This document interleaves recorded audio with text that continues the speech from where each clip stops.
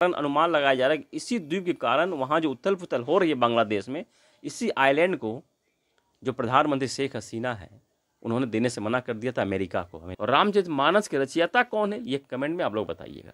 श्री रामचरितमानस के रचयिता कौन है? 12 जनवरी को किनका जन्मदिन है ये बताइएगा आप लोग कमेंट सेक्शन में, जिनके जन्मदिन के अवसर पर हम लोग राष्ट्र युवा दिवस मनाते हैं। जय हिंद। स्टडी बसेरा के नए वीडियो में आप सभी का हार्दिक स्वागत है। चैनल पर नए तो चैनल को सब्सक्राइब कर लीजिएगा। वीडियो अगर पसंद आता है तो वीडियो को लाइक और शेयर भी करते चलिएगा अपने स्टडी ग्रुप में और फ्रेंड के साथ, अपने रिलेटिव के साथ जरूर शेयर करते चलिएगा और लाइक को जरूर करते चलिएगा। चलिए स्टार्ट करते हैं आज का मॉडर्न प्रश्न। ये 50 क्वेश्चन का जो MCQ का वीडियो अपलोड किया हुआ जुलाई 2024 में जो हम लोगों ने करंट अफेयर्स पढ़ा था उसका कंप्लीट टेस्ट सीरीज है। इसको टेस्ट सीरीज लगाइए और कंप्लीट इसको लगाते रहिएगा। इससे आपका अभ्यास जो है बहुत मजबूत हो जाएगा। तो इसे लगाकर अपना स्कोर कमेंट सेक्शन में शेयर कर रहिएगा। चलिए नेक्स्ट देखते हैं क्वेश्चन आज का है अशोक सी माउंट, चंद्रगुप्त रिज और कल्पतरु रिज ये क्या है, कहाँ है? तो समुद्र के अंदर स्थित ये बड़े बड़े पर्वत ही समझ लीजिए, पहाड़ है। तो ये ऊंची जमीन से ऊंची हुई समुद्र के अंदर स्थित है ये। तो ये कहाँ है, किस महासागर में स्थित है? तो हिंद महासागर में ये स्थित है, इंडियन ओशन में, हिंद महासागर में ये स्थित है। इसे अभी हाल में इंडियन हाइड्रोलॉजिकल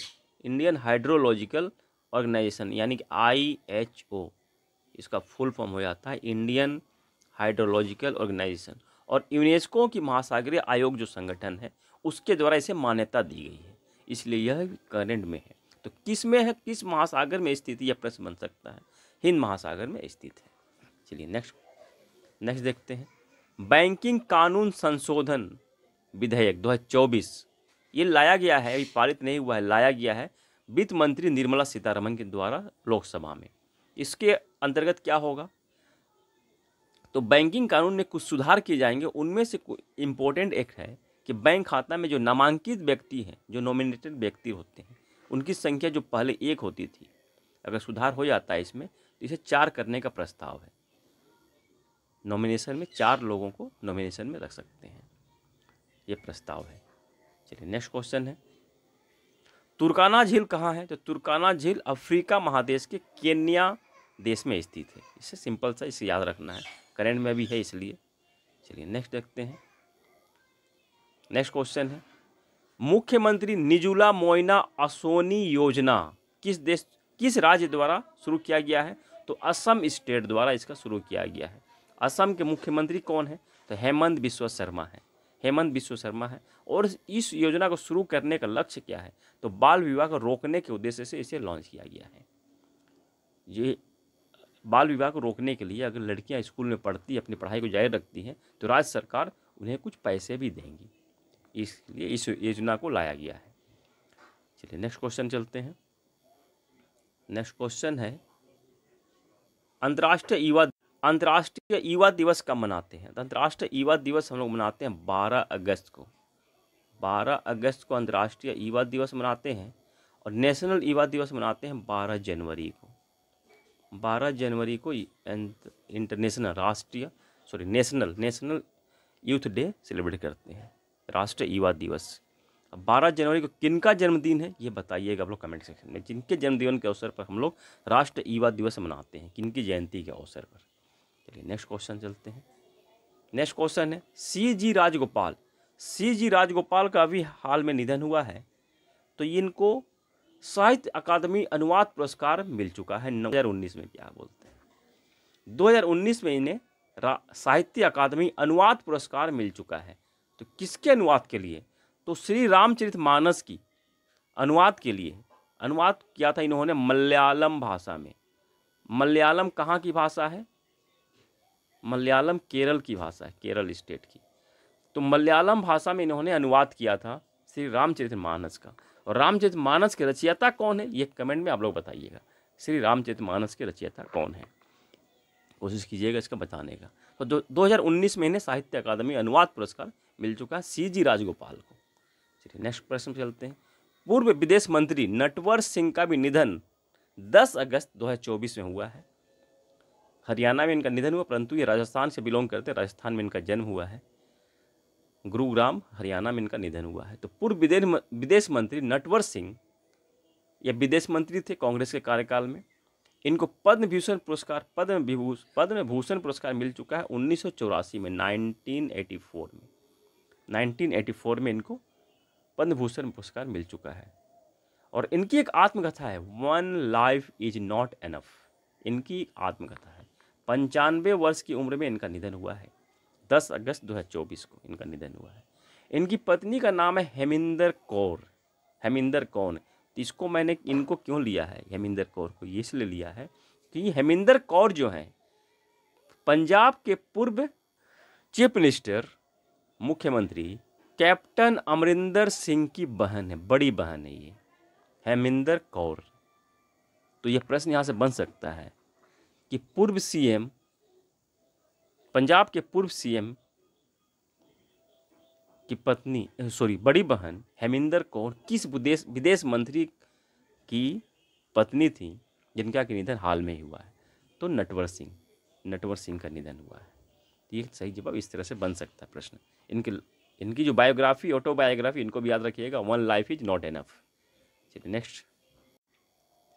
नेक्स्ट क्वेश्चन पे चलते हैं। नेक्स्ट पॉइंट है, हाँ ये नाम थोड़ा बड़ा है, the Pardo alla Carriera Ascona Locarno tourism award. Locarno tourism award, इतना कम से कम याद रखिएगा, ये तो यूनिक सा नाम है, वहाँ की भाषा है, उसकी कहाँ की है, ये अवार्ड दिया जाता है यही बताऊँगा।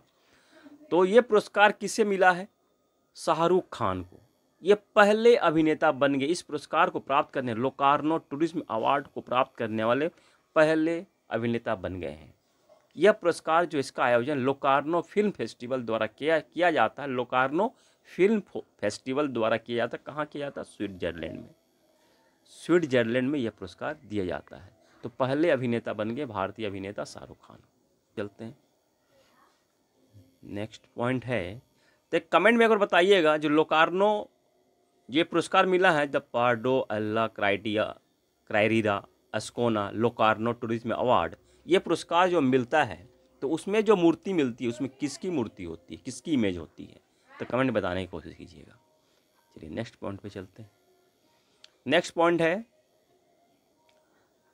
Global overseas women's kabaddi league. ये फर्स्ट कबड्डी लीग है इस तरह का, ये फर्स्ट आयोजन हो रहा है global overseas women's kabaddi league. इसका आयोजन भारत के हरियाणा में होगा। भारत के हरियाणा में इसका आयोजन किया जाएगा।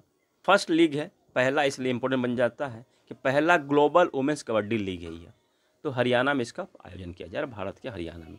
और 2036 का जो ओलंपिक होगा उसकी अभी मेज़बानी कहाँ होगी इसका अभी डिसाइड नहीं हुआ है। तो भारत भी इसमें दावेदार है। भारत भी दावेदारी किए हुए 2036 का ओलंपिक का आयोजन करने के लिए भारत को मौका दिया जाए। तो ये जो सक्सेस होता है तो ये उसके दावेदारी को मजबूत कर सकता है। चलिए नेक्स्ट पॉइंट पे चलते हैं। नेक्स्ट पॉइंट है सेंट मार्टिन द्वीप। ये कहाँ है? तो बांग्लादेश में स्थित है। बांग्लादेश में अभी आग लगी हुई है, परेशान है बांग्लादेश पूरी तरह से, पाकिस्तान और श्रीलंका की तरह से, उसे भी जिस तरह से परेशान हुए थे उस तरह से वो दूसरा पाकिस्तान बनने की रास्ता पर है बांग्लादेश भी। तो बांग्लादेश में सेंट मार्टिन द्वीप है, ये चर्चा में अभी। इसे नारिकेल जंजीरा भी कहते हैं इस द्वीप को, नारिकेल जंजीरा। अरब व्यापारियों ने इसे नाम दिया था। अरब व्यापारी जब व्यापार करने आते थे तो उस समय इन्होंने इसका नाम नारिकेल जंजीरा दिया था, यानी कि नारियल का द्वीप। दूसरा नाम है दारूचीनी द्वीप, इसी का दूसरा नाम है दारूचीनी द्वीप, यानी कि दालचीनी का द्वीप। यहाँ नारियल दालचीनी की खेती अच्छी होती है द्वीप पर, इस आइलैंड पर। और यह किस जिले में स्थित है? यह कॉक्स बाजार, पश्चिम बंगाल के कॉक्स बाजार जिले में स्थित है। याद रखिएगा, प्रश्न यह बन सकता है। कॉक्स बाजार जिले में यह स्थित है। कॉक्स बाजार से करीब 9 किलोमीटर, कॉक्स बाजार का जो जिला का जो मुख्यालय है वहाँ से करीब 9 किलोमीटर की दूरी पर यह आइलैंड स्थित है। और यह बांग्लादेश का सबसे दक्षिणी क्षेत्र भी है, दक्षिणी बिंदु भी है। सेंट मार्टिन द्वीप दक्षिणी बिंदु है। और इसकी एरिया की बात करें अगर हम लोग तो 3 स्क्वायर किलोमीटर है। 3 स्क्वायर किलोमीटर, सिर्फ 3 स्क्वायर किलोमीटर एरिया है इसके। 3 स्क्वायर किलोमीटर का एरिया है। 1937 में म्यांमार से अलग करके यह ब्रिटिश भारत का हिस्सा बना था। म्यांमार से अलग होकर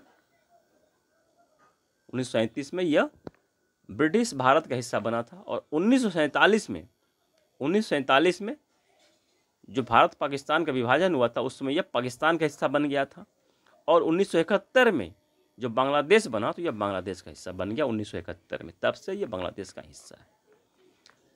सेंट मार्टिन द्वीप रणनीतिक दृष्टि से बहुत ही इम्पोर्टेंट है। यह बंगाल की खाड़ी में स्थित है। इस पर सबकी नज़र है, जो भारत के जो प्रतिद्वंदी हैं, अमेरिका, चाइना, सबकी नज़र इस पर है। तो यहाँ अपना बेस बनाना चाह रहे हैं अमेरिका, तो बांग्लादेश ने देने से इनकार कर दिया था। अब इसी कारण अनुमान लगाया जा रहा है कि इसी द्वीप के कारण वहाँ जो उथल पुथल हो रही है बांग्लादेश में, इसी आइलैंड को जो प्रधानमंत्री शेख हसीना है उन्होंने देने से मना कर दिया था अमेरिका को। अमेरिका ने इसे मांगा था अपना बेस बनाने के लिए, मिलिट्री बेस बनाने के लिए, परंतु उसने देने से मना कर दिया था, इसलिए इसे इम्पोर्टेंट बन रहा है। चलिए आज के लिए इतना ही।